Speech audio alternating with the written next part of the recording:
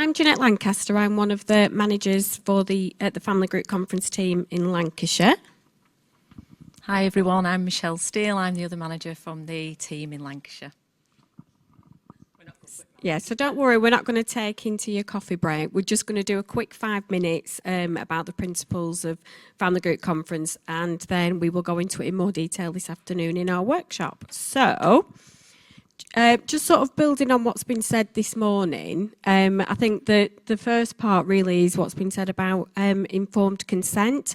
So for a family to buy into the family group conference process, it is about them agreeing to it and that it is consent-based, because that's the first part of us doing with and not doing to. So the buying into it straight away. It's managed by an independent coordinator who doesn't attend any other meetings. They are there purely to help the family come together and make decisions about the future plans for the child. The most important bit is what Sal said about the private family time. We don't know what is said in that part of the meeting. They will all speak to each other as they do. They can say what they want, but what the important bit is what they come up with for the future, how things are going to change.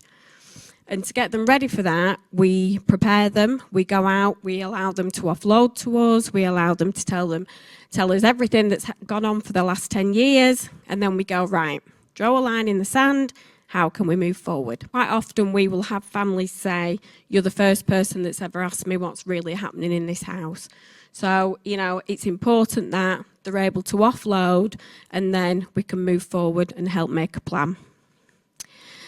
Shared responsibility. So it's important, and this comes in with the clear roles and boundaries, that when a referrer puts a referral in, they tell us what the issues are for that child or young person. They also need to tell us where they want to try and get to, you know, what's sort of good enough and how they're going to be safe, but also about what they will never agree to. So what social care is saying, this is a non-negotiable.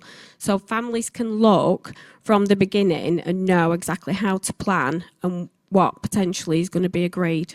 And solution-focused planning. So again, we go in straight away with parents. We're asking them what they feel is difficult for them, what they feel needs to change, and what they need to be able to make a difference, to be able to improve the lives of the children for better outcomes. So when we come to the meeting, they are fully prepared. The family know what can't happen, what the aim is that we want to get to, and they're able to sit and talk through that and put a safe plan together for children. We're looking at the core values of family group decision making. I think we shouldn't use our time to get hung up on what we're calling our service. Family group decision making has got some key values that we should all be working towards. I could talk to you all day about every single one in detail, but for me, family group decision making really works when we trust our families to make safe decisions for children and young people. And if we're not going to give that trust to families, we then need to question, how are we using that service? Along with that is the transparency. So it's really important. What families tell us is that professionals need to be clear and honest and share what the worries are and what the concerns are. When we go and visit families, they will often say, but we didn't know. And I think Sal made reference quite a bit to, you know, we do a lot to families. I've been there myself. I've been in the service over 30 years. So we just need to shift kind of our language about being comfortable with being honest, and sometimes they are really difficult conversations to have. You know, it's high support and high challenge, and families really respect practitioners for being that way. Like I said, all our work is child-centred. You know, that's throughout our process.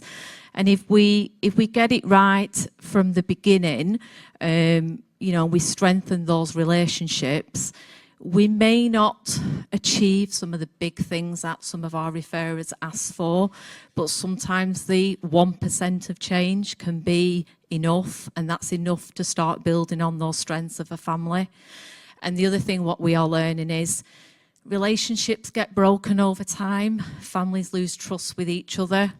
And it's really important we recognise that that's okay, and not be afraid to have those difficult conversations.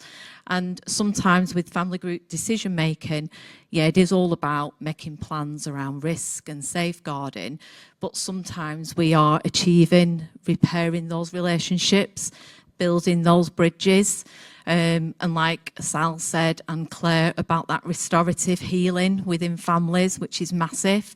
That won't feature on your child protection plan. It won't feature probably on your TAF plans, whatever we're calling them these days, but it's really important for families, and we see a lot of families coming together, leaving a family group conference hugging. You know, they come in, it's really frosty, they don't want to sit together, but the preparation that is involved in bringing a family together, we can see that healing, and as they leave, you can see the difference from when they've come to the meeting.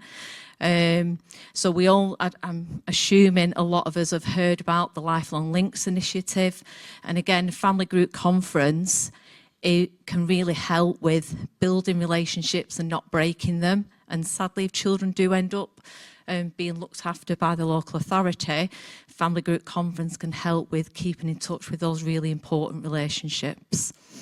So yeah, so I could go on all day talking about it. We're really passionate, and we're really excited that for 13 years, we've been delivering family group conference, and we feel like we've been trying to tell everyone the values, the principles, and the difference it makes. So now it's really exciting that everyone wants to do it. So yeah, so come to our workshop and we'll talk to you a little bit more. Thank you.